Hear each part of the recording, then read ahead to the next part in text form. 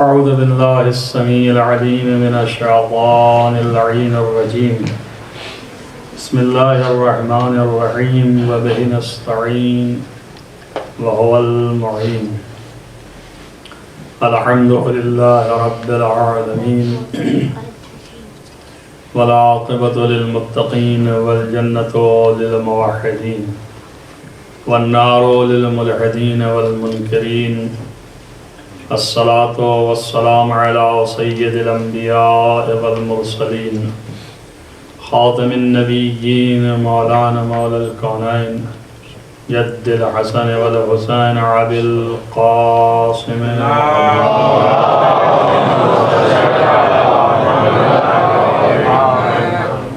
ولا سيما على ابن عمه ووزيره ووصيه وخليفته مطلوب كل غالب غالب كل غالب مولانا علي بن أبي طالب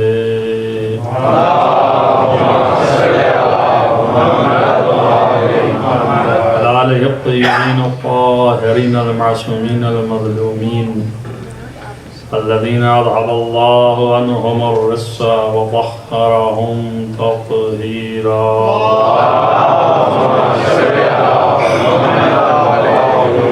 ولعنة الله على أعدائهم أجمعين من يؤمن هذا إلى قيام يوم الدين.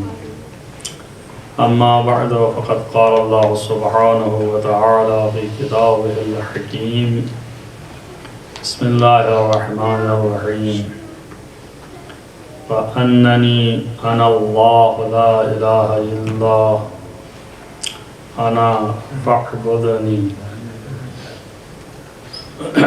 یہ آیہ کریمہ سورہ طٰہٰ کی ہے جس کے اندر اللہ نے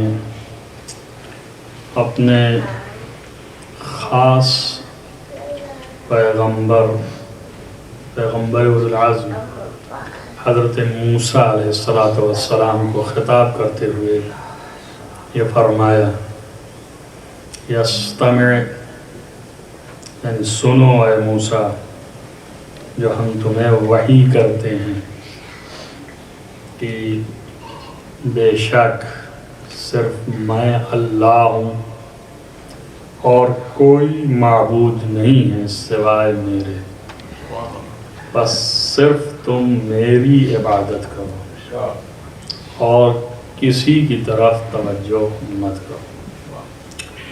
یہ آیہ کریمہ صرف اس لیے کہ ان کی خواہش بھی تھی، علاوہ اس کے کہ موضوع سخن جو ہمارا جاری ہے آپ سب کے درمیان، وہ ایک موضوع عام کے تحت ہے کہ جس کے اندر ہر روز مختلف طریقے کے نئے نئے موضوعات آتے ہیں۔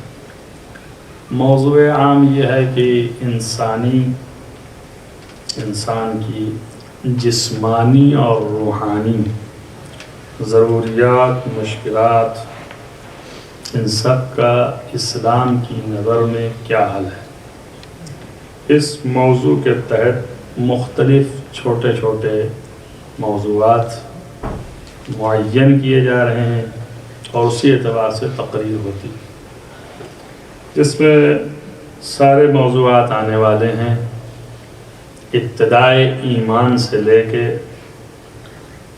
پوری زندگی میں کن کن چیزوں کی ضرورت ہے صحیح کی جا رہی ہے کہ ان کو مختصر آپ کے سامنے پیش کیا جائے۔ اب ان موضوعات میں اصل موضوع جو ہے وہ تھا جو بڑا موضوع ہے، اور مختصر موضوعات میں ان 2 دنوں سے میں نے ماہ رمضان کی فضیلت، اس کے آداب، اس کی ضروریات کے اوپر بحث کی، آیات اور روایات کے آئینے میں۔ اور ابتدائے کلام میں نے یہ کہا کہ انسان کی ہر مشکل اور پریشانی اور الجھنوں کی اصلی وجہ جو ہے وہ اللہ کی یاد سے غفلت ہے۔ ہم اگر سب اللہ کو ہمہ وقت حاضر و ناظر جانیں اور اس کی یاد باقاعدہ رکھیں تو یہ مشکلات جو ظاہری ہمیں دکھتی ہیں یہ مشکلات مندفع ہو جائیں اور یہ مشکلات ہمارے سامنے نہ ہیں۔ آپ دیکھیں اسی یاد کے لیے اسی آیت کے اندر اللہ نے اگلا جملہ جو ملا ہوا ہے کہ فَقِمِ الصَّلَاةَ لِذِكْرِي، نماز اس لیے قائم کرو کہ میری یاد وابستہ ہے اس سے، اور صرف میں ہی خدا ہوں اور کوئی نہیں۔ کئی پیغامات اسی ایک آیت کے ذیل میں۔ آج کا موضوع سخن جو ہے وہ یہ ہے کہ کس کی عبادت کرنا، ہم کس کی عبادت کرتے ہیں، کس کے لیے ہم اتنی دوڑ دھوپ کیے، ضرورت کیا ہے ہم کو، ہماری زندگی میں حاجت کیا ہے کہ ہم عبادت کریں ہی۔ تو حاجت اور ضرورت میں نے پہلی تقریر میں ذکر کی تھی اور اشارہ آپ کے سامنے ابھی کیا۔ خود نفس انسانی محتاج ہے ہر وقت کسی ایک سہارے کا، کہ کوئی سہارا ہو جو اس کو بھرپور سہارا دے، اور کائنات کی کوئی شے اس قابل نہیں ہے کہ وہ کسی کو حقیقی طور پر سہارا دے سکے۔ اگر سہارے کہیں پر صحیح اور حقیقی باقی ہیں تو صرف ذات خداوندی ہے، باقی سارے سہارے ٹوٹ جانے والے ہیں۔ آپ اندازہ کریں کہ انسان کتنا ہی زیادہ منکر خدا ہو، آپ سب واقف ہیں یہ واقعے سے کہ میں بچوں کے لیے سہارا لے رہا ہوں، کتنا ہی منکر خدا ہو لیکن اس کے دل میں ایک کیفیت ہوتی ہے کہ اس کیفیت کے تحت وہ چاہتا ہے اپنے نفس کو سہارا دینا، کہ جس کیفیت کا اظہار امام وقت حضرت امام جعفر صادق علیہ السلام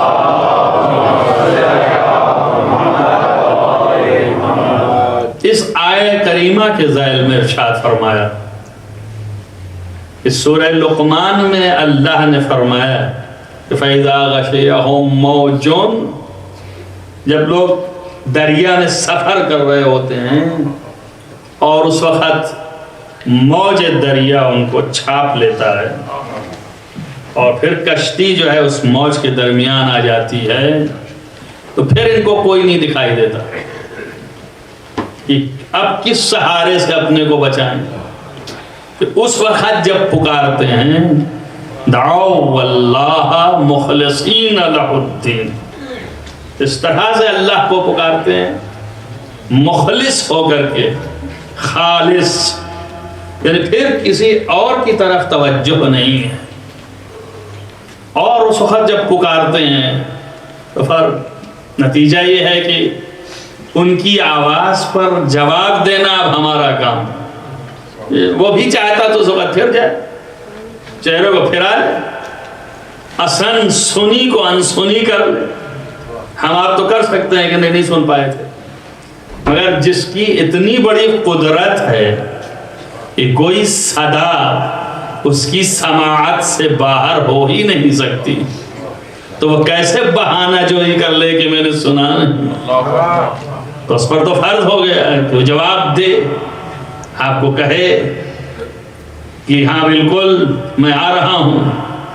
اور اس وقت کی پکار آپ کی، اس وقت کی آواز، اس کا نقشہ خود اس نے کھینچا ہے کہ اتنا اخلاص کبھی ہوتا ہی نہیں دل میں جتنا اخلاص اس وقت ہے، کہ اس لیے کہ موت و حیات کے درمیان ہے اور دریا کے موجوں کی تھپیڑوں میں ایسا وہ خود مد و زجر کے ساتھ اوپر و نیچے ہو رہا ہے۔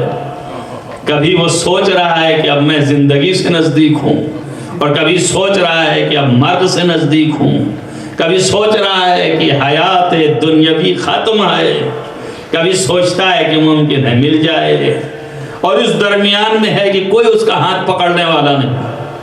اب انتہائی اخلاص یعنی کیا؟ یعنی کوئی اور نہیں ہے اس کا انکار، اور صرف ہے تو ہی ہے اس کا اقرار۔ اس وقت عین توحید نکل رہی ہے۔ یہ آیا کہاں سے؟ یہ کوئی نہیں ہے اس کا انکار بھرپور، بس تو ہی تو ہے اس کا اقرار۔ یہ آیا کہاں سے؟ بھئی جب آپ منکر تھے، آپ تو قائل ہی نہ تھے، آپ تو جانتے ہی نہ تھے، آپ تو پہچانتے ہی نہ تھے، تو آپ کے نفس میں یہ کیفیت پیدا کیسے ہوئی؟ اس کے معنی یہ ہیں کہ انسان کے نفس میں کوئی ایسی کیفیت ہے کہ اسے خالق نے ودیت کر دی ہے، وقت پر وہ کیفیت ظاہر ہوتی ہے، اور وہ وقت یہی تھا۔ تو اخلاص کے ساتھ پھر بولے، پکارا کہ اب کوئی نہیں سوائے تیرے، بس تو ہی بچا لینے والا ہے۔ اور جیسے ہی ہم نے بچا لیا اور زندہ کر دیا، باہر آ گئے، ویسے ہی پھر ہمیں بھول گئے، پھر اب ہماری طرف توجہ نہیں ہے۔ مگر میں گفتگو کر رہا تھا کہ اس کے ذیل میں امام نے اس شخص کو جواب میں کہا کہ جس نے انکار کیا تھا کہ خدا کا وجود نہیں ہے، خدا نہیں ہے، تو امام علیہ السلام نے استدلال میں اسی آیت کے ذیل میں آپ نے بیان فرمایا کہ اس وقت کوئی طاقت ایسی ہے کہ جو تمہارے نفس کو قوت پہنچا رہی ہے کہ گھبرا نہیں، ابھی میں ہوں جو میں تجھے سہارا دوں گا، میں ہوں جو میں تجھے بچا لوں گا۔ تو جو طاقت یہ سہارا دے رہی ہے اسی کا نام خدا ہے، اسی ذات کا نام خدا ہے۔ اور میں نے آپ سے کہا کہ خدا نے خود اس طرف توجہ کروانا چاہا ہے، اس لیے مختلف آیات میں مختلف مقامات پر اشارہ فرمایا، اور آپ کو کہا ہی ہے کہ اللہ نے آپ کو اس فطرت پر خلق کیا ہے، یعنی انسانی فطرت میں توحید خابیدہ ہے۔ یہ نہ سمجھیں آپ کی الگ سے کوئی چیز ہے جسے لانا، آپ وہاں پر اللہ کی وحدانیت کا اقرار کر کے آئے ہیں، وہاں پر کہہ کے آئے ہیں کہ تو ہی ہے اور کوئی نہیں ہے، اور ایک ہے، اس کے علاوہ دوسرے کا تصور نہیں ہے، صرف واحد ہے، خداوند تو ہے، معبود تو ہے، تیرے علاوہ کوئی نہیں ہے، واحد ہے اور یکتا ہے، دو ہو ہی نہیں سکتے۔ سارے اقرار کے بعد آپ یہاں آئیں۔ انسان چنانچہ روایات تو چھوڑیے، آیتیں خود کہتی ہیں کہ علمک ما لم تکن تعلم، یا دوسری جگہ پر یہ انسان کے لیے ہے کہ یہ انسان کو علمک ما لم تکن، جو تو نہیں جانتا تھا اس کو بھی ہم نے تجھے پڑھا کے بھیجا ہے۔ یہ انسان جسے تعلیم خدا نے دی ہے، یہ انسان کو علم خدا نے ودیت کیا ہے، اور پھر اس کے بعد اسی انسان کو کہہ رہا ہے کہ وَأَخْرَجَكُمْ مِن بُطُونِ أُمَّهَاتِكُمْ لَا تَعْلَمُونَ شَيْئًا، ہم نے تم کو ایسا پیدا کیا، تمہاری ماؤں کے پیٹ سے ایسا نکالا ہے کہ تم کچھ بھی نہیں جانتے ہو، جاہل محض ہو، تمہیں کچھ نہیں آتا ہے۔ یہ دو چیزیں کیسے جمع کریں؟ قرآن ہی کہہ رہا ہے، ایک جگہ پر یہ ہے کہ ہم نے تجھے سب کچھ بتا دیا، سارا علم دے دیا، یہ انسان کو خطاب کر کے کہہ رہا اقرأ باسم ربک الذی، اسی سورے کے اندر کہ اے انسان تجھے میں نے تعلیم دے دی، اور اس کے بعد پھر اسی انسان کو کہہ رہا ہے کہ میں نے تجھے اس کے تیرے ماں کے پیٹ سے ایسا نکالا کہ لا تعلمون شیئا، تو کچھ بھی نہیں جانتا ہے، پیدا ہی جاہل کیا ہے، علم بھی دیا ہے، جاہل پیدا بھی کیا ہے۔ یہ کیسے جمع ہو سکتا ہے؟ اس کو کیسے ہم جمع کر سکتے ہیں؟ دقیق ہے، ذرا سا ذہن اگر لگائیں آپ تو ہے۔ اور یا پھر یہ مانیں کہ اس انسانیت کا کوئی ایسا انسان ہے جو کل انسانیت کا بھرم رکھنے والا ہے، کہ پیدا بھی ہوتا ہے تو علم ہی علم ہے، اور پیدائش سے پہلے جو سیکھ کے آیا اسے بھلایا نہیں۔ یا یہ فرض کریں کہ یہ ایک فرد ایسی ہے کہ کل انسانیت اسی کے اندر جلوہ گر ہے، کہ جس کو تعلیم دیا ہے اور جب پیدا کیا تو اس کے لیے نہیں کہا کہ ہم نے تم کو بھی جہالت کے دائرے میں نکالا۔ بات یہ ہے کہ اگر کہتا بھی تو کیسے کہتا، اس لیے کہ سب جو پیدا ہوئے ہیں بولنے میں محتاج، اور جب وہ پیدا ہوا تو بولا ہی تو آیات الہی، تو اب کہہ بھی تو نہیں سکتا کہ ہم نے جاہل پیدا کیا ہے۔ جب بولا تو لفظ ہی اس کے آیات الہی نکلے۔ تو آپ سوچیں، یا تو کل انسانیت کا بھرم رکھنے والا وہ انسان، اور یا یہ مانیے کہ نہیں، ان انسان کی روحوں کو، جسے قرآن نے خود بھی ثابت کیا ہے، ایسا اس نے تعلیم دیا، اقرار لیا ہے۔ آپ سورہ اعراف میں جائیں، وہاں ملے گا کہ جب اللہ تعالیٰ نے آدم علیہ السلام کے پشت سے بنی آدم کو نکالا اور اس کے بعد ان کے سامنے اپنے آپ کی توحید و ربانیت کو رکھا اور پوچھا کہ تمہارا میں پروردگار ہوں یا نہیں، تو اس وقت ساری روحیں جو کائنات میں قیامت تک خلق ہونے والی ہیں بنی آدم کی، یہ ساری روحوں نے کہا اقررنا، ہم اقرار کرتے ہیں کہ تو ہی اللہ ہے۔ تو گویا ہر فرد کی فطرت میں اللہ نے اپنی توحید رکھ دی۔ جب وہ خلق ہوگا تو وہ آشنا ہے توحید سے، بیگانہ نہیں ہے، سب اپنی فطرت میں لے کے آئے ہیں۔ دیکھیں، یہ تو دنیا ہے، ہم جب دنیا میں آئے تو مختلف مرحلے سے گزر گئے، مادے کی پرتیں ہم پر چھانے لگیں، ہم روح کے اوپر جب مادہ نے غلبہ کیا تو قیامت نسیان بھی ہم کو عارض ہوا، اور پھر اس صفت نے ہم کو ایسا بنا دیا کہ جسے دیکھ کے آئے تھے اپنی آنکھوں سے، اسے اسی دنیا میں ہم نے بھلا دیا۔ تو یہ کیفیت مادے کی ہے، مادے کی۔ اب آپ سے میں اتنا ہی پوچھنا چاہتا ہوں، اگر ایسا نہ ہوتا تو ہر بشر ایسا نہ ہوتا، کوئی تو کوئی ایسا ہوتا کہ پیدائشی توحید لے کے آتا، لیکن ہر بشر جو ہے جبکہ فطرت میں دیا گیا ہے، اس کے بعد چونکہ مادہ غالب ہو گیا، مادے کی وجہ سے نسیان عارض، یہاں آ کے بھلا بیٹھا۔ اب اس کے بعد جب چیز سامنے آئی تو جس نے یاد کیا ہوا تھا اس کی طرف پھرا اور کہا یہ چیزیں تو ہم نے دیکھی تھی، اسے تو ہم پہچانتے ہیں، یہ چیز تو وہی ہے جو وہاں کہہ کے آئے تھے، یہ چیز تو وہی ہے جو وہاں سمجھ کے آئے تھے۔ تو اب یہاں پر وہ چیز اس کے دل میں پلٹنے لگی، اور جب پلٹی تو اعتراف کو اس نے دوہرا دیا۔ تو جو عہد کیا تھا اس عہد کو یہاں آ کے پورا کر دیا۔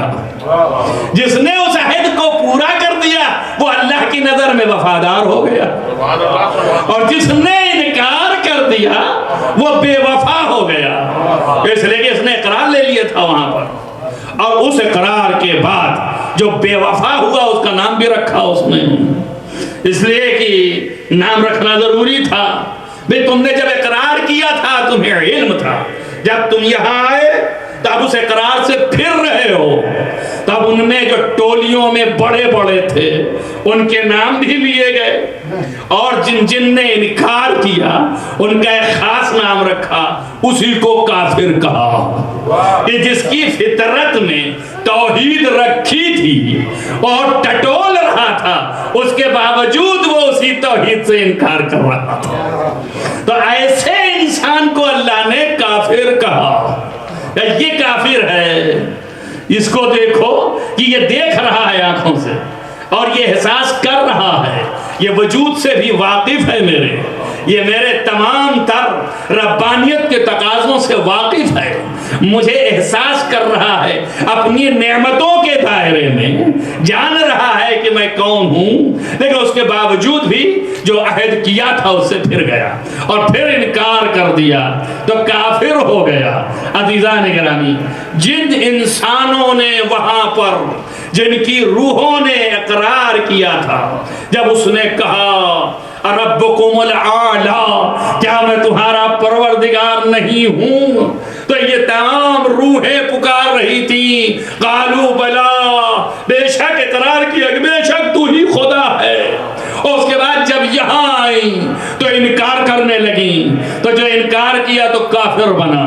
یعنی کبھی نمرود ہے، کبھی فرعون ہے، کبھی ایسا ہے کہ حامان ہے، کبھی شداد ہے۔ تو معلوم یہ ہوا کہ اللہ کے اقرار کے بعد جو یہاں پہ آ کے اس کی وحدانیت کا انکار کرے تو یا فرعون ہوتا ہے، یا نمرود ہوتا ہے، یا شداد ہوتا ہے، یعنی کافرین کا سلسلہ ہے۔ اب دیکھیں، ایک بات تو معلوم ہو گئی کہ جس چیز کا اقرار لیا جائے، اللہ لے، اور اس کے بعد یہ روحیں آ کے انکار کریں تو اللہ کی زبان میں کافر ہو جاتی ہیں۔ ایک اقرار اللہ نے وہاں لیا تھا، اور اس اقرار کے بعد جب یہاں آئے اور انکار کیا تو کوئی فرعون ہو گیا، کوئی نمرود ہو گیا، کوئی حامان ہو گیا، اور ایک اقرار نبی نے میدان غدیر میں بھی لیا تھا۔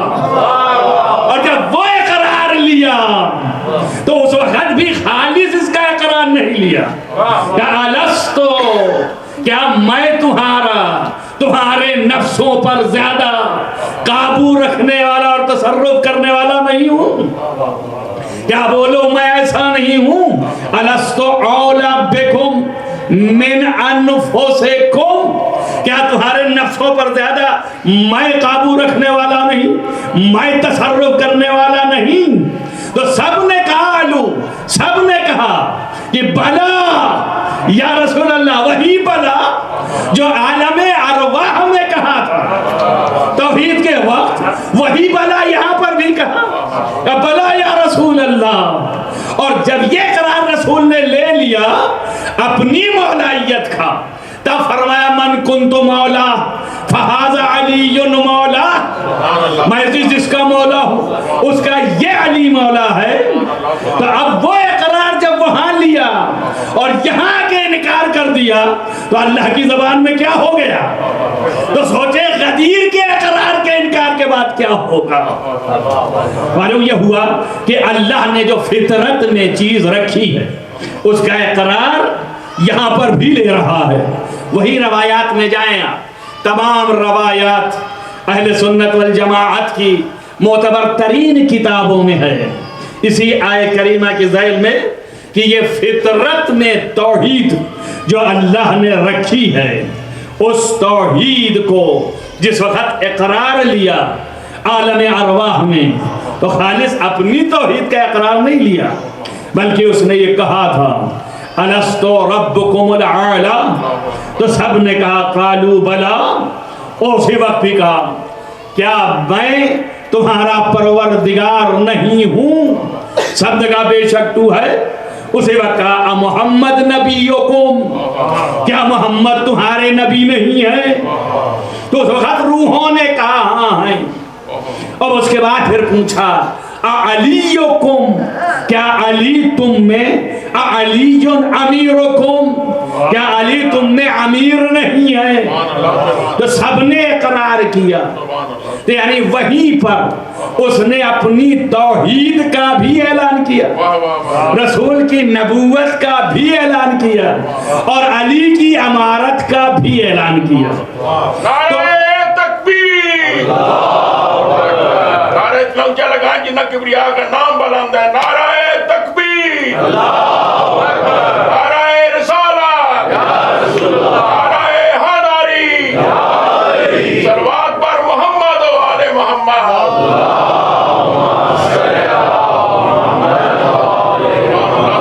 اصل جو ہے وہ توحید الہی ہے، اور اسی کو خطاب کر کے کہہ رہا ہے کہ انا اللہ لا الہ الا اللہ، میں صرف وہ خدا ہوں، میرے سوا کوئی معبود نہیں ہے، صرف میری پرستش کرو، تم صرف مجھے آ کر کے پوجو، میری اطاعت کرو، میری عبادت کرو، میرے غیر کی طرف متوجہ نہ ہو۔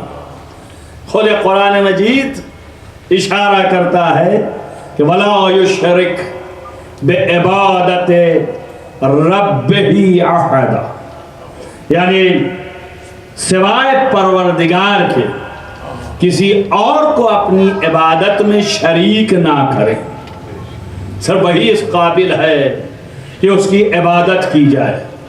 توحید یعنی واحد خدا کو جاننا، یگانہ خدا کو تصور کرنا۔ خود ایک تو خدا کی ذات کے ساتھ کہ خداوند عالم صرف یک اور یک، یعنی صرف ایک اور واحد، کوئی اثنین نہیں، کوئی تصور نہیں اس کی ذات میں۔ یہ اس کی ذات ہے کہ نہ اس کی ذات کسی چیز سے بنی ہوئی ہے، نہ کسی چیز سے ڈھلی ہوئی ہے، نہ کوئی اس کا شریک کار ہے، اور اسی طرح نہ اس کی صفت اس کے ذات کا حصہ ہے۔ جو ذات ہے وہی صفت ہے، جو صفت ہے وہی ذات ہے۔ اس کے ذات میں دوئی کا تصور نہ کریں، لہذا توحید ذات میں بھی، توحید صفات میں بھی، اور پھر اس کے بعد اس کے توحید افعال میں بھی، یعنی جو فعل انجام دے رہا ہے وہ وہی فعل انجام دے سکتا ہے، اس میں کوئی شریک نہیں ہو سکتا۔ یہ ساری باتیں اس کے بعد توحید ایجاد، یعنی چیزوں کو وجود میں لانے کے لیے صرف وہی ایک ہے، دوسرا کوئی نہیں ہو سکتا۔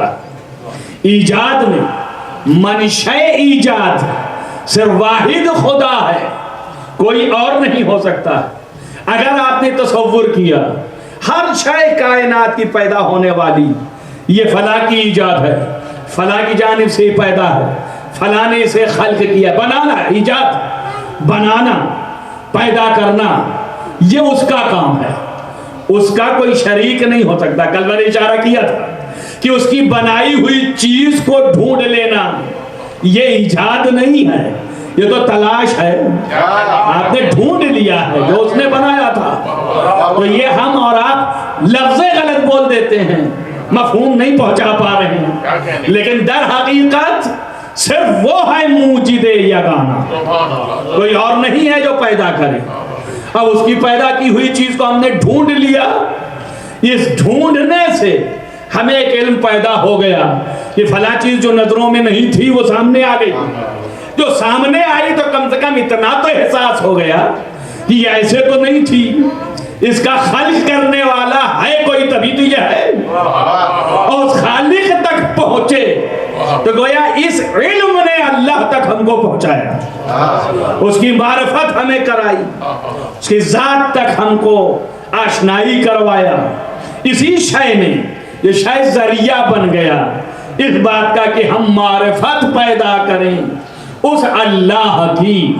کائنات کا ہر انسان اللہ کی معرفت پیدا کرنے میں ایک دوسری چیز کا محتاج ہے۔ یہ آیات الہیہ ہیں، نشانی ہیں۔ کیوں آیات ہیں؟ کیوں نشانی ہے؟ نشانی کیوں نشانی کہی جاتی ہے؟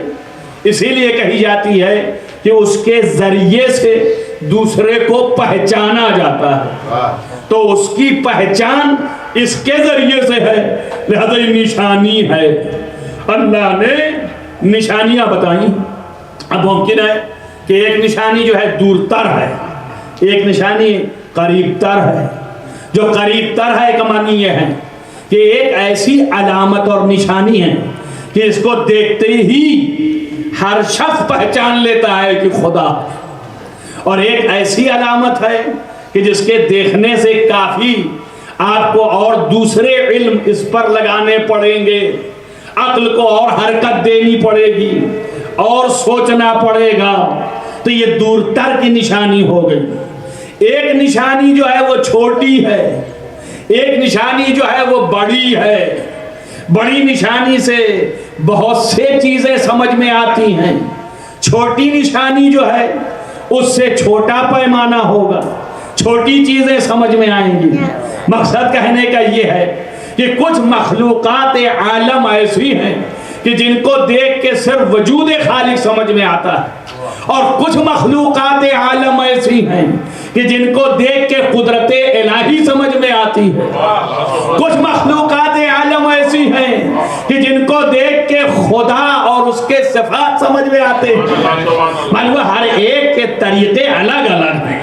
تو جو جتنا پیمانہ رکھتا ہے اتنی معرفت الہیہ دیتا جاتا، جو جتنی قدرت رکھتا ہے اتنی قدرت کے اعتبار سے معرفت دیتا جاتا ہے.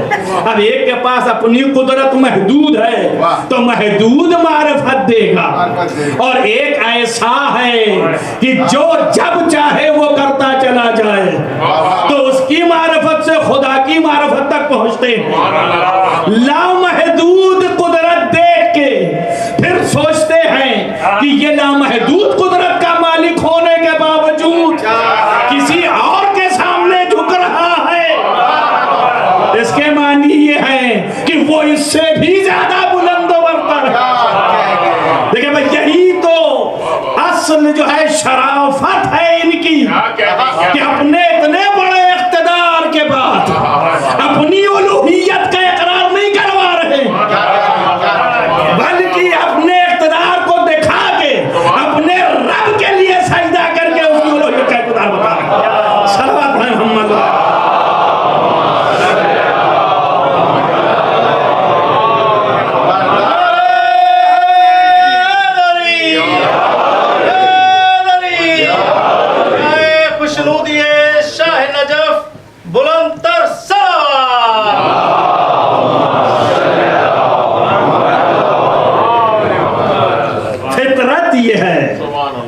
آپ اگر سورج کو پلٹا لیتے تو ہم سمجھتے کہ آپ میں یہ قوت ہے، آپ چاند کے ٹکڑے کر لیتے تو ہم جانتے آپ میں یہ صلاحیت ہے. لیکن چاند کے ٹکڑے کرنا اور سورج کو پلٹانا اور اس کے بعد سر سجدے میں رکھنا یہ بتا رہا ہے کہ یہ اپنے اقتدار سے ہم نے یہ کام نہیں کیا ہے، بلکہ اس اقتدار کا تسلسل کسی اس ماورا طاقت سے ہے کہ جس کے سامنے بھی ہم سرب سجود ہیں، یعنی اس اللہ کی تمام تر معرفت. دیکھیں یہاں پر عجیب و غریب ہے، اقتدار دکھانے کے بعد سجدہ کرنا یہ صرف گمراہ نہ ہونے سے بچانے کے لیے ہے. فرق، میری بات کو سمجھنے کی کوشش کریں، آپ فرق پہچانیں. اقتدار دکھانے کے بعد سجدہ جو کیا گیا وہ صرف اس لیے کہ گمراہ نہ ہونے پائیں، جان جائیں کہ کوئی اور خالق ہے، ہم اس کے اقتدار کے مظہر ہیں. تو گویا صرف گمراہی سے بچانے کے لیے اگر تبلیغ کی جائے تو وہ تبلیغ اور ہے، لیکن گمراہ ہونے کا تصور ہی نہ دیا جائے اور اس کے بعد تبلیغ کر دی جائے اقتدار کے ساتھ، یہ تبلیغ اور ہے. فرق پہچانے. انہوں نے سورج پلٹانے کے بعد سجدہ کیا، انہوں نے سجدہ کرنے کی نوبت آنے نہیں دی، ہاتھ میں تسبیح لیا اور ستارے کو نیچے بلایا. گمراہ ہونے کا سوال ہی نہیں ہے. جب دیکھنا مجھے اور اسے آتے دیکھنا تو میرے ہاتھ کی طرف دیکھتے رہنا اور سمجھتے رہنا کہ میں کس کی کنیز ہوں. وجہ کر رہے ہیں آپ، یہ فرق تھا. اسی لیے نبی نے فرمایا کہ کوئی بھی نہیں ہے فاطمہ کا کفو جہان میں سوائے علی ابن ابی طالب کے. صلوات پڑھیں محمد.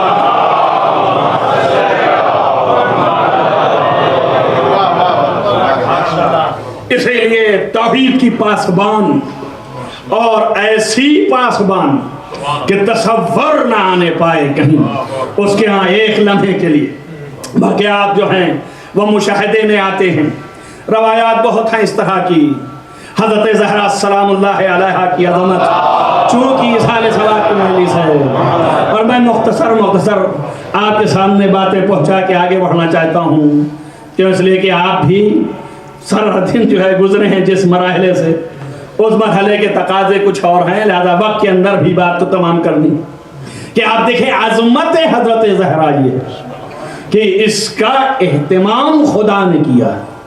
روایات کہتی ہیں کہ ایک لمحے کے لیے حضرت زہرا کے ہاں تصور نہیں ہو سکتا ہے معصیت کا، گناہ کا، اور نہ ہی آپ کے ہاں، نہ آپ کی زندگی میں، نہ آپ کے رفتار میں، نہ آپ کے گفتار میں، نہ آپ کے طریقے طور میں، نہ اطوار میں، جب بھی آپ بولیں گی وحدانیت خوابیدہ ہے۔ اب شاہد تو فضا اگر خود اس منزل کو واضح نہ کرتی تو ہم کیسے جانتے؟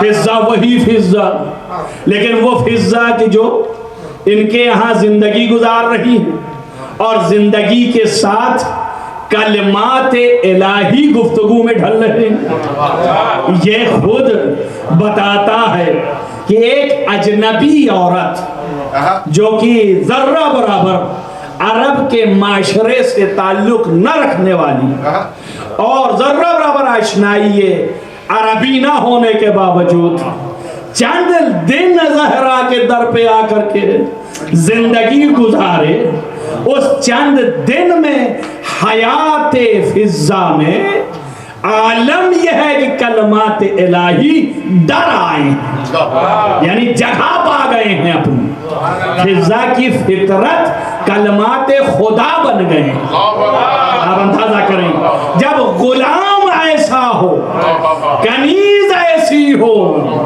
کہ جس کی زندگی کلمات الہیہ بن جائیں تو خود آقا کی منزل کیا ہوگی، پھر زہرا کیسی ہوں گی؟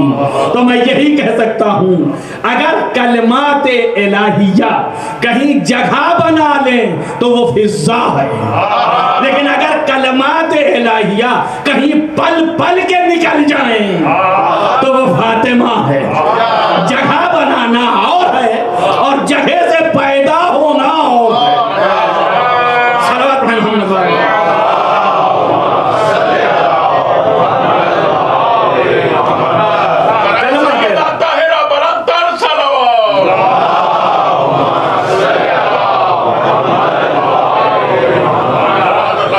سب کلمات الہیہ کا ظہور ہے۔ میں نے اس دن مثال دیا تھا کہ عبداللہ ابن مسعود نے کہا تھا کہ خوب جنت بنا رہی ہو تم، اس لیے کہ زہرا کی تم خدمت میں ہو، لہذا جنت تمہیں ملے گی، جنت پہنچنے کا انتظام کر رہی ہو۔ تو فضا ابن مسعود عمر میں زاہد، ابن مسعود رسول کے صحابی، ابن مسعود سالہ سال زندگی گزارنے کے بعد، اور اس کے بعد فضا ان کے بعد کی آنے والی، چند دن کی رہنے والی، پر جواب کیا دیا گیا ابن مسعود، اتنے بھولے ہو گئے ہو کہ تم مجھے کہہ رہے ہو کہ میں جنت کا انتظام کر رہی ہوں، جنت تو بعد والی بات تم کر رہی ہو، یہاں تو میں ابھی جنت ہی میں ہوں، یعنی جنت تم جس کو تصور کر رہے ہو وہ کوئی اور ہوگی، اور جنت جہاں یہ بیٹھ جائیں وہاں ہے، جنت تو یہ ہے، تم کیسی بھولی باتیں کر رہے ہو۔ یعنی معرفت آ جانا ہر شخص کے لیے برابر نہیں ہے، ہر شخص کے لیے مؤثر نہیں ہے، ہر شخص برابر نہیں ہے۔ وہ بھی صحابی رسول ہے، سالہ سال بڑا بھی ہے اور مدتوں سے زندگی بھی گزار رہا ہے، مگر ابھی اس درجے تک نہیں پہنچا جو چند دن زندگی گزارنے پر فضا نے اس مرحلے کو پیدا کر لیا۔ اور یہی فضا اور ابن مسعود، یہی فضا اور دیگر اصحاب، یہی فضا اور بڑے قریب والے، مگر دیکھیں کوئی آیت میں نہ آ پائے۔ ایک فضا ایسی کہ اللہ نے کتنا بڑا اہتمام دیا ہے، آیات الہیہ کا استقصاء کرے تو صرف ایک ذات ایسی ہے کہ جس کا نام ہی اس نے ایسا رکھا کہ اب مجبور ہو کہ تم لو اس نام کو، لہذا علی رکھ کر کے نہ معلوم کتنی جگہوں پر علی کا تذکرہ اس نے کر دیا ہے مجبور ہو کرنے پہ، مگر یہ تلمیحات رہیں، اور فضا کو تو صریحاً یاد کر لیا ہے، کم از کم اتنا تو بتا دیا جب کنیز کے نام آ سکتے ہیں تو پھر آقا کے نام تو موجود ہی ہیں اس کے اندر۔ اور آپ دیکھیں ایک سورے کے اندر اللہ نے کیا انتظام کیا، یہ وہاں پر لے آیا، کنیز کو بھی اس منزل تک پہنچا دیا کہ کنیز یعنی دنیا میں کوئی کہہ ہی نہیں سکتا کہ آل محمد کا کردار کتنا بلند ہے، کوئی یہ نہیں کہہ سکتا ہے کہ آل محمد نے کبھی کسی کو نیچا دکھایا، کوئی نہیں کہہ سکتا ہے۔ آل محمد علیہ السلام نے جو ان سے متمسک ہوا اس کو کھینچ کے اپنے درجے تک پہنچایا انہوں نے۔ محب اہل بیت ہونے کے معنی ہی یہی ہے، اسی لیے فرمایا ہے کہ بار الہا تو بھی ان سے محبت کر اور ان سے محبت کر جو ان سے محبت کرتے ہیں۔ اور جو کریں آپ بات پر نہیں، نبی کا قول ہے نا، معبود یہ حسن و حسین ہے، ان سے میں محبت کرتا ہوں اور تو ان سے محبت کر اور ان سے بھی محبت کر جو ان سے محبت کرتے ہیں۔ تب میں کہوں گا حضور آپ کس چیز کی دعوت دے رہے ہیں؟ یہ لوگ جو محبان حسین ہیں یہ کہاں اچھے ہیں؟ جو کر رہے ہیں آپ، اب نبی کے اوپر اعتراض کیجئے، آپ نبی تو کہہ رہا ہے جو ان سے محبت کر رہے ہیں تو بھی محبت کر۔ تو اب اس کے معنی یہ ہے کہ نبی نے تو اپنا کام پورا کر دیا، اب ہمیں اپنا کام کرنا ہے کہ نبی کی لاج رہ جائے، ہم ایسے محب بن جائیں کہ خدا ہم سے محبت کرنے لگے۔ صلوات علی محمد و آل محمد۔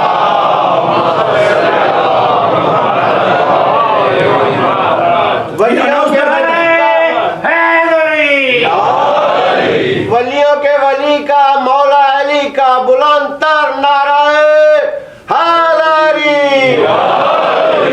کیا نا، جہاں خود تھے وہیں پر لے آئے نا۔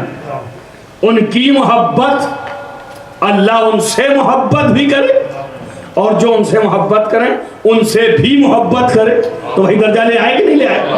ویسے ہی جہاں ہیں وہاں لے آئے کہ نہیں لے آئے؟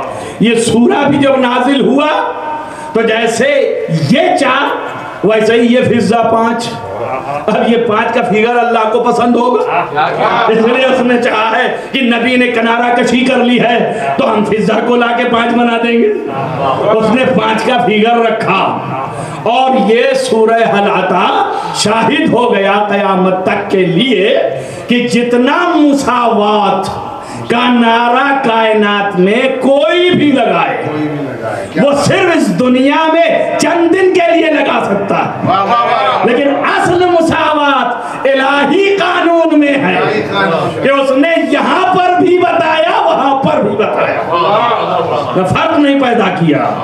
خادم ہے تو وہ بھی ویسے ہی، غلام ہے تو وہ بھی ویسے ہی، کنیز ہے تو وہ بھی ویسے ہی، سب درجے پر لائے گئے۔ آپ اندازہ کریں یہ بیوی وہ عظمت والی ہے کہ جس کے فضا کا یہ عالم ہو تو خود بیوی کا کیا عالم ہو، عصمت مآب بیوی جو کہ اپنے الہ اور اپنے خدا کی وحدانیت کا اتنا خیال رکھنے والی کہ کبھی بھی اس کی وحدانیت کے خلاف قدم نہیں اٹھایا، لہذا اس نے بھی اس کی عصمت کے خلاف کسی بات کو سنا نہیں۔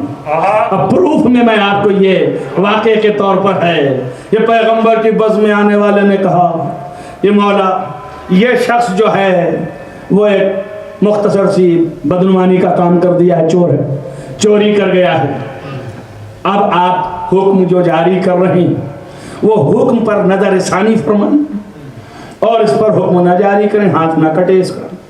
پیغمبر نے بڑے شدت کے لہن سے فرمایا کہ ایسا ہو ہی نہیں سکتا، پاسبانی قانون الہی یہ ہے کہ چاہے جتنا ہی کوئی ہو ہم اس کو چھوڑ نہیں سکتے۔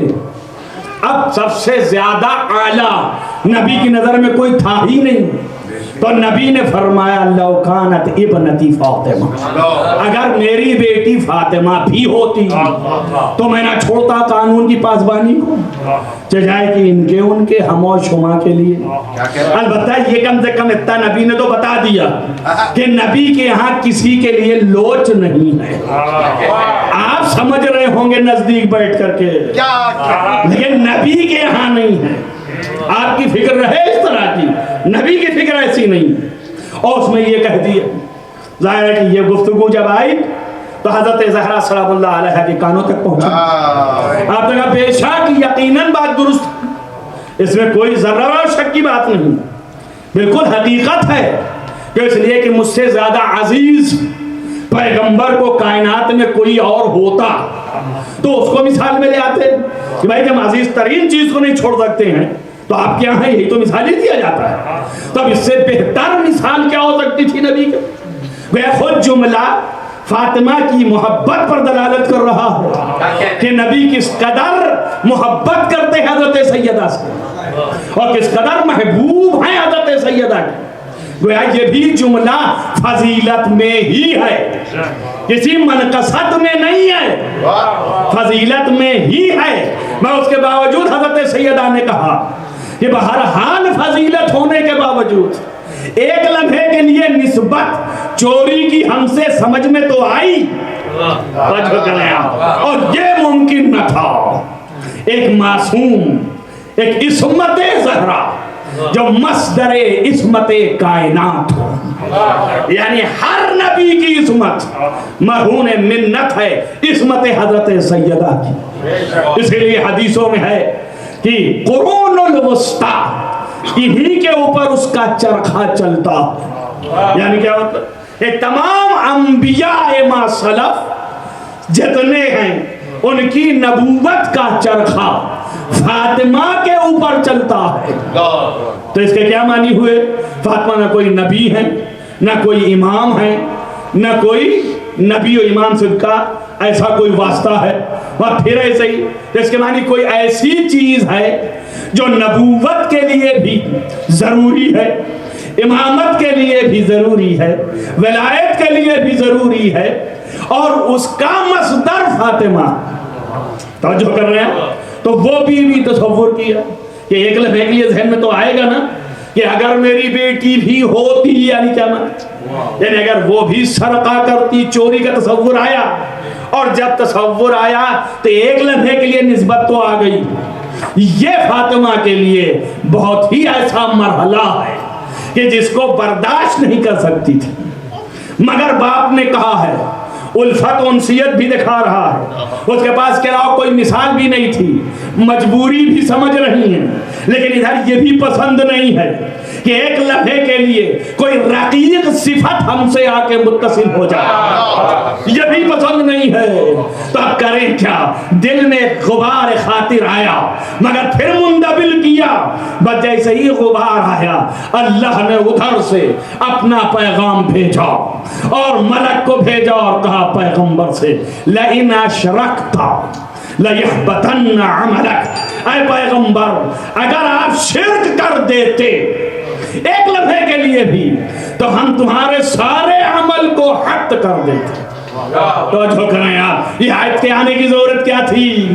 میں صرف اتنا بتا رہا ہوں کہ شرک توحید کے مقابل میں ہے کہ نہیں ہے. معلوم ہوا سیدہ سے نسبت سرقہ ایسا ہی ہے جیسے خدا سے نسبت شرک. توجہ کریں. اور عصمت سیدہ ایسے ہے جیسے توحید خدا بندی. لہذا ایک لمحے کے لیے بھی اگر تو شرک کر دے تو میں تیرے تمام عمل کو ہٹ کر دوں گا. اب نبی نے بھی کہا درست ہے، ہم سے زیادہ اور کون ہو سکتا ہے اللہ کا نزدیک. ہم ہی اللہ کے چہتے ہیں، ہم ہی اللہ والے ہیں، ہم ہی تو سب کچھ کر رہے ہیں اول وجود. ہم سے زیادہ کون ہوتا؟ اس نے کہا تو صحیح ہے، مگر کیا یہ ممکن ہے کہ میں شرک کر دوں بھئی ایک ہی لمحے کے لیے صحیح خدا نے مثال ہی میں صحیح کیوں لے آیا مجھے؟ میں تو تصور میں بھی شرک نہیں کرنے والا۔ توجہ کریں آپ، پر جیسے ہی یہ آئی اور یہ نبی کا خیال ہوا تو پھر اللہ نے اپنے لیے بھی فرمایا کہ لو کان فیہما آلہۃ لفسدتا، اگر اس کائنات میں ہمارے علاوہ کوئی اور خدا ہوتا تو یہ کائنات فاسد ہو جاتی۔ اب یہاں پر بھی نسبت دے دیا بھئی، شرک کی نسبت اپنی طرف لیا اس نے کہ اگر کوئی اور ہوتا، یعنی ہونا محال ہے، جیسے ہمارا شریک ہونا محال ہے ویسے ہی نبی تمہارا شرک کرنا محال ہے۔ توجہ کریں آپ، وہ اللہ نے اتنی لاج رکھی ہے۔ اب دیکھیں مقام استدلال ہے کہ بھئی جیسے ہمارا شریک ہونا محال ہے ویسے ہی تمہارے لیے مشرک ہونا محال ہے، اور جیسے تم کو مشرک ہونا محال ہے ویسے ہی سیدہ کے لیے رقیق صفت کا تصور محال ہے۔ توجہ کریں آپ، تو بس محالات پر محالات ہیں۔ شاید اسی وجہ سے جب سیدہ کے دہان سے لفظ نکلا کہ تمہارے کپڑے ان دردیوں کے پاس ہے، تو بس قدرت کا ارادہ جھوما اور ادھر سے ملک لے کے دردی بن کے لباس در پر آ گیا۔ یہ سیدہ کے الفاظ لوگ روایت میں یہ لکھتے ہیں یہ غلط نہ ہونے پائیں۔ ارے بھائی، ہماری نظریں تو کچھ اور دیکھ رہی ہیں، یہ تمہارا خیال ہے، یہ خدا لاج رکھ رہا ہے کہ غلط نہ ہونے پائیں۔ یہ میری نظر دیکھ رہی ہے کہ سیدہ مزاج دان ارادہ الہی تھی، اس نے ارادہ الہی پڑھ لیا تھا۔ جب بچوں نے ضد کی تو سیدہ نے اظہار ارادہ الہی فرمایا۔ صلوات محمد علیہ۔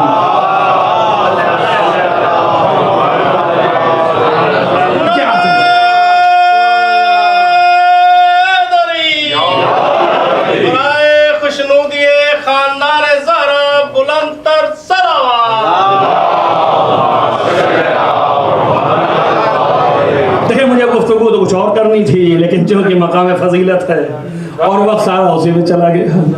عظمت حضرت سیدہ یہ ہے کہ توحید الہی کی پاسبانی فرمایا، اور توحید الہی قائم ہو سکتا تھا صرف اور صرف قیامت تک کے لیے ولایت کے ذریعے سے۔ آپ اندازہ کریں، وقت نہیں رہ گیا میرے پاس کہ مقام استدلال میں آپ کو لے آتا۔ یہ عظمت عصمت زہرا ہے، اس وجہ سے اللہ نے اپنے نام کے قیام کا بانی سیدہ کی نسل میں رکھ دیا۔ یہ عصمت زہرا کی عظمت ہے۔ زہرا کی خدمت یہ ہے، ایک نہیں 11 بیٹے یکے بدی کا، 11 تسلسل کے ساتھ۔ آپ اندازہ کریں قرآن مجید کیا کہتا ہے۔ جب قرآن دیکھتا ہے اس انداز پر تعجب و غریب ہے، فرما رہا ہے اذ قالت الملائکۃ یا مریم ان اللہ اصطفاک وطہرک واصطفاک علی النساء العالمین۔ یہ کس بات کے لیے؟ کہ ملائکہ کہہ رہا ہے، ملائکہ سے کہلوا رہا ہے خدا کہ ملائکہ تم جا کے ان سے کہو۔ بھئی اس کی نزاکت کا بھی اندازہ لگائیے۔ ایک طرف آپ پیغام بھیجئے کسی کے پاس اور ایک دفعہ آپ خود جائیے اس کے پاس، تو دونوں فرق کرے گا نا۔ پیغام بھیجنا اور ہے، خود کا آنا اور ہے۔ ایک دفعہ پیغام لے کے آئے ہیں اور ایک دفعہ ڈائریکٹ کلام کر رہے ہیں، تو پیغام اور ہے اور خود کا کلام اور ہے۔ موسیٰ کو اور کس بات کا فخر حاصل؟ اسی بات کا نا کہ اللہ نے کہا میں ایسا ہے موسیٰ کہ اس سے بات کی ہے میں نے، اور موسیٰ بھی جو ہے چوڑے ہو جاتے ہیں کہ میں وہ ہوں کہ جس سے بات کی ہے خدا نے۔ اب میں کیا کہوں موسیٰ، اتنا نہ ہو جاؤ چوڑ، اس لیے کہ صرف بات ہی تو کی تم سے، بھئی بات کرنا اور ہے اور جس ذریعے سے بات ہو وہ اور ہے۔ نہیں سمجھے آپ؟ بھئی کلام کرنا خدا کا، موسیٰ سے کلام ہوا، ہم کلام ہوا، لیکن جس کے کلام میں کلام کیا اس کا مرتبہ کیا ہوگا؟ تو جو ہے نا اس بات کی طرف، تو وہ تو عظمت میں اور زیادہ ہوگا۔ اسی لیے موسیٰ سے پوچھا بھی تھا کہ تو جانتا ہے کہ میں نے کیوں تجھ سے کلام کیا؟ کہا یا اللہ مجھے نہیں پتا. کہا تیری ادائے سجدہ اتنا بھائی مجھے کہ جب تو سجدے کو اپنا سر سجدے کے لیے تو آمادہ کرتا ہے اور مٹی تیرے سر میں لگتی ہے اور تو سجدہ کرتا ہے تو وہ تراب کی کیفیت میں مجھے اس منزل پر لے آئی کہ میں تجھ سے ہم کلام ہو جاؤں. تراب کی کیفیت ہم کلامی کا رتبہ دے دے. جو تراب کی کیفیت کہاں ہوگی؟ جو کرنا آپ تو یہ وہ منزلت ہے کہ خطاب ہے. ملائکہ کہہ رہے ہیں یا مریم ان اللہ اصطفاکے وطہرکے واصطفاکے علی نساء العالمین. یا اللہ کس بات کے لیے ان کو چن بھی رہا ہے، پھر پاک بھی کر رہا ہے اور پھر چن رہا ہے تمام کائنات کی عورتوں پر. کس لیے؟ بابا ایک کی پرورش کے لیے. جو کریں آپ ایک پیدا کرنا، اس ایک کی پرورش کے لیے. میں تو نہیں بتانا چاہ رہا ہوں کہ ایک کی پرورش کے لیے تمام عورتوں میں ڈھونڈنا پڑا. ایک عیسیٰ پیدا کرنا، ایک عیسیٰ کے لیے تمام کائنات میں ڈھونڈنا پڑا. تو آپ سوچیں جس کے یہاں 11 ہونے والے ہیں اس کا درجہ کیا ہوگا؟ نہیں ایسے نہیں، جیسے میں نے کہا ویسے سن لیا آپ نے. اب اپنے انداز میں سنیے آپ. بھئی ایک ایسے کے پیدا کرنے کے لیے پوری کائنات کی عورتوں پر فضیلت مار ڈھونڈنا پڑا کہ جو معموم ہوگا تو جس کا امام ہوگا اس کی ماں کیسی ہوگی؟ توجہ کریں آپ. امام کی ماں کیسی ہوگی؟ اور ایک دو نہیں، یہ سارے کے سارے امام ہیں. جب یہ سجدے میں ہوگا تو وہ اس کے پیچھے ہوگا اور وہ اس کے پیچھے ہوگا اور وہ اس کے پیچھے ہوگا. ایک مجلس میں نے ذکر کیا تھا کہ حضرت عیسیٰ جب سجدے میں ہوں گے تو تمام انبیاء کی انتہا ہے حضرت عیسیٰ. سارے انبیاء کا نمائندہ ہے نا، تو اب سر سجدے میں ہے تو اب عیسیٰ تنہا نہیں ہے. عیسیٰ کے پیچھے موسیٰ ہے، موسیٰ کے پیچھے ابراہیم ہے، ابراہیم کے پیچھے نوح ہے. اب سلسلے وار سارے انبیاء آدم تک ہیں اور آگے امام زمان ہے. توجہ کریں آپ، یہ امام ہے، یہ معموم ہے. سارے نبی کی نبوت نثار اس قدم کے اوپر. تب مقام حضرت زہرا پہچانے جہاں پر تمام نبوتیں اپنی فضیلت کا دم توڑ دیں. اس مقام کا نام مریم ہے اور جہاں سے امامت اپنی فضیلت کو سرنگو کرے اس کا نام زہرا ہے. صلوات محمد.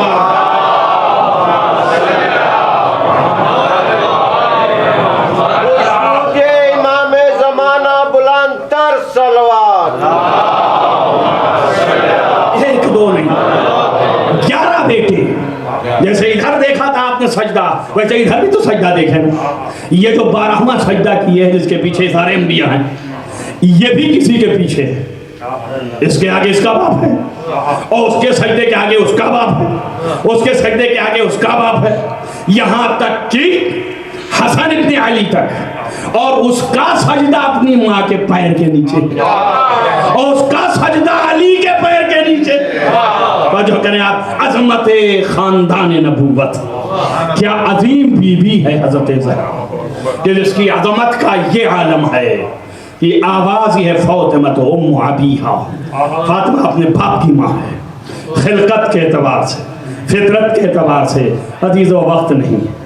ایسی تعریفات اور ایسی عظمت اس بی بی کی بیان کیا جائے اور جب سامنے آئے تو کھڑا ہو جائے، اپنی جگہ سے کھڑا ہو جائے، اپنی جگہ پہ بٹھال دے، اتنی دیر تک کھڑا رہے جب تک فاطمہ بیٹھی رہے. یہ عظمت فاطمہ زہرا ہے.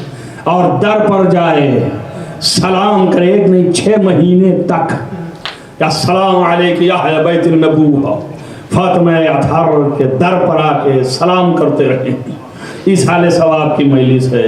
میں ایک ہی جملہ کہتا ہوں، اندازہ کریں آپ جس بی بی کا یہ مقام ہو، کیا آنکھ بند ہوتے ساتھ ہی نبی کے اس بی بی کا یہ عالم ہو جائے کہ نبی کی قبر سے لپٹ کے آواز صبت علی مصائب لو اللہ۔ اے بابا آپ کے بعد ہمارے اوپر اتنے مصائب ڈھائے گئے ہیں کہ اگر دن کو یہ مصائب دیے جاتے تو دن جو شباب پر تھا شب کی تاریکی میں بدل جاتا۔ اللہ اکبر۔ وہ بیوی ہے جو باپ کے قبر سے لپٹ کے رو رہی۔ اللہ اکبر۔ آپ اندازہ کریں ایک بیٹا اپنے ماں کے پرسے کی مجلس کر رہا ہے، اور ایک بیوی ہے جو 75 دن یا 90 دن زندہ رہی اپنے باپ کے مرنے کے بعد۔ اتنے مسائل پڑے، اتنی مصیبتیں ہوئیں کہ اگر دن پر پڑتی تو رات ہو جاتی۔ یعنی یہ تعبیر کائنات کی اول تعبیر ہے حضرت زہرا کی طرف سے۔ کتنی عظیم مصیبتیں تھیں کہ سید عالمین فرماتی ہیں بابا اب برداشت نہیں ہوتا، اور ظاہراً روایت سے یہ ہے کہ ملہم ہوئی کہ اب دنیا میں نہ رہیں گی۔ ایک مرتبہ فرمایا ام سلمہ سے بیوی دیکھو جب تک میری تسبیح کی آواز سنائی دیتی رہے یہ سمجھ لینا کہ میں زندہ ہوں۔ عزیزو کیوں؟ یعنی یہ کہ بیوی اس قدر مظلوم ہو چکی تھی، 18 برس کا سن اور جسم میں کچھ نہیں رہ گیا تھا۔ امام جعفر صادق علیہ السلام فرماتے ہیں کہ میری ماں کانت خیال، صرف ایک خیال ہو کے رہ گئی تھی۔ یعنی 18 برس کی بیوی کہ جسم میں خیال آپ سوچ لے بس، اور کچھ نہ تھا جسم کے اندر، اس طرح کھل چکی تھی۔ باپ کی یاد میں روتی تھی، دنوں رات مصائب تھے، در و دیوار کے درمیان پیسا گیا، آواز دیا بابا میرا موزن شہید ہو گیا۔ یہ کس ظلم میں شہید کیا گیا؟ اے بابا عزیزو وہ بیوی جو پاسبان ولایت امیر المومنین رہی، یہ عجیب و غریب ہے۔ میرے استاد آیت اللہ وحید خراسانی اس روایت کو دہراتے ہیں اور کہتے ہیں اگر آپ سنبھال سکیں کہ دنیا کا ہر مرنے والا سانس لیتا ہے اور سانس اور دم اس کا اکھڑتا ہے تو بہرحال سینے سے ہو کے گزرتا ہے۔ عزیزو اب سیدہ کا عالم سوچو کہ جس کا سینہ چور چور ہو گیا ہو، ارے ظالموں نے دیوار میں پیس دی۔ جزاکم ربکم خیر الجزا۔ وہ بیوی نفس لیتی کیسے؟ عزیز و تسبیح کرتی ہے، آواز دیتی ہے سبحان اللہ والحمد للہ، بڑی مشکلوں سے آواز آتی ہوگی۔ عزیزو لکھا ہے اسماء کو وصیت کیا کہ دیکھو جب دیکھ لینا کہ آواز نہیں آ رہی تو سمجھ لینا میں نہیں ہوں، مگر یاد رکھو میرے بچوں کا خیال کرنا۔ صاحب بحال لکھتے ہیں کہ اسماء میرے بچوں کو پہلے غذا دینا اور ان کا اہتمام کرنا، پھر مجھ تک پہنچانا۔ اسماء کہتی ہیں میرا کان حجرے میں تھا اور نگاہ دمے در تھی۔ عزیزو جب میں نے سنا کہ آواز تمام ہوئی اور آگے بڑھی بیوی سیدہ اے سید عالمین اے رسول کی چہتی، مگر جواب نہ آیا، گھبرائی اور دوڑی دمے در، دیکھا بچے داخل ہو رہے ہیں۔ میں نے کہا آؤ دسترخوان بچھانا شروع کیا، آؤ غذا لے لو۔ بچوں نے کہا سلمہ اے ام اے اسماء تم نے کبھی تنہا کھاتے دیکھا ہے؟ میری ماں کدھر ہے؟ بابی سارا بھی نہ کیا تھا۔ بچے دوڑ کے حجرے میں پہنچے اور حجرے میں جانے کے بعد اپنے ماں کو لیٹا دیکھا، لپٹ گئے مادر گرامی، آپ نے چھوڑ دیا اپنے یتیموں کو تنہا یہاں پہ گریا کرتے رہے۔ اس کے بعد لوٹ کے گئے مسجد میں، پیغمبر کے اس خاص جان نشین کو خبر دی جو مسجد میں متمکن تھا۔ مولائے کائنات اس قدر بہادر اور شجاع ہونے کے باوجود لکھا یہ ہے، یہ خبر شہادت سیدہ سنتے ہی زمین پر منہ کے بل گر پڑے، برداشت نہ کر سکے، منہ کے بل گر پڑے۔ عزیزوں اٹھ نہ سکے، بہت دیر کے بعد اٹھے، یا کچھ لوگوں نے مل کے اٹھایا اور اس کے بعد اندر آئے، وصیت پڑھی۔ عزیزوں میں نے ختم کیا، 2-4 جملے اور آپ مصاب ہو لے اور یہ روح خوش ہو جائے ایک کنیز سیدہ کی، اس لیے چاہتا ہوں کہ 2-4 دقیقے۔ کہا یہ جاتا ہے کہ مولا نے غسل اسی اعتبار سے دینا شروع کیا جو وصیت حضرت زہرا تھی۔ غسل آپ دے رہے تھے، یہاں پر میں آگے بڑھ جاتا لیکن نگاہ ٹھہر گئی۔ کہتے ہیں اسی غسل میں سلمان کہ غسل دیتے ہوئے علی کو میں نے کبھی اس طرح چیخ مار کر روتے نہیں سنا۔ جیسے ہی علی کی چیخ نکلی میں نے پوچھا، اے فاتح خیبر و خندق یہ آواز کیسی؟ کہا ہے سلمان، ارے تمہیں کیا بتاؤں، سیدہ کی پسلی جو زخمی ہے بی بی نے کبھی نہ بتایا تھا۔ اللہ اکبر، علی روتے رہے۔ غسل ہوا، کفن ہوا۔ صاحب بہار فرماتے ہیں کہ مولا نے جب چاہا کہ آخری وداعی ہو جائے تو فرمایا، حلم یا بنی ہاشم، اے بنی ہاشم کے بچوں اب سیدہ سے خدا حافظ کر لو۔ اور بی بی آگے بڑھی، خدا حافظی کیا۔ اس کے بعد بنی ہاشم کے افراد سیدہ سے خدا حافظی کی۔ مولا کائنات نے ایک مرتبہ رخ کیا، آواز دیا اپنے بچوں کو کہ تم بھی مل لو۔ حضرت زینب ام کلثوم آگے بڑھی، اپنے ماں کے پیر کو پکڑا، آنکھوں سے لگایا، آواز دیا مادر گرامی نانا کو ہمارا سلام کہنا اور بتانا کہ یتیم یہاں آپ کے لیے رو رہے ہیں۔ عزیزہ اس کے بعد حسن آگے بڑھے، حسین کو دیکھا، آواز دیا حسین بیٹا اپنی ماں سے رخصت ہو لو۔ آواز دیا بابا بغیر ماں کے بلائے نہ گیا تھا، اب یہ یتیم کیسے جاتا؟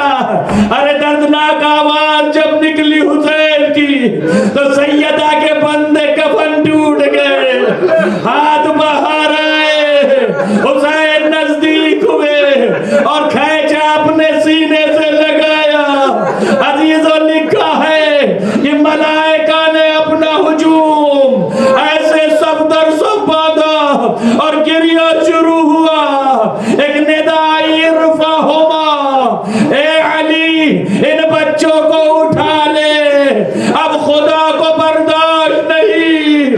عزیزوں دل چاہتا ہے کہوں اے مولا یہ مدینہ ہے، مدینے میں ماں سے بیٹا مل رہا ہے تو آپ اٹھا رہے ہیں، لیکن میرے مولا عشر کے وقت آئیے گا، کربلا کے میدان میں جب شبر کا خنجر ہوگا، سیدہ آواز دے رہی ہوں گی، اے شبر میرے بچے نے کیا بگاڑا۔ سلام اللہ اللہم انی اسألک فاطمۃ وسر المسطورات عبیہ ان تصلی علی محمد وعلی محمد۔ بار اللہ تجھے واسطہ محمد وعلی محمد، معبود گناہان کبیرہ والصغیر عفو فرما، بار اللہ نیک اعمال کی توفیق عنایت فرما، بار اللہ جہاں جہاں بھی محبان آل محمد ان کو حفظ امان میں رکھ، معبود روضہ مقدس کی حفاظت فرما، بار اللہ تمام دنیا میں جو مریض ہیں ان کو شفاء عاجل و کامل عنایت فرما، خصوصاً جن مریضوں کو دعاؤں کے لیے کہا گیا ہے ان کو شفاء عاجل و کامل عنایت فرما۔ بار الہ تجھے واسطہ محمد و آل محمد کا جہاں جہاں بھی مومنین پریشان حال ہیں ان کی پریشانیوں کو دور فرما، بار الہ امام کا ظہور جلد از جلد فرما، ان کے اصحاب و انصار میں شمار فرما، اللہم تقبل من الدعاء معذنا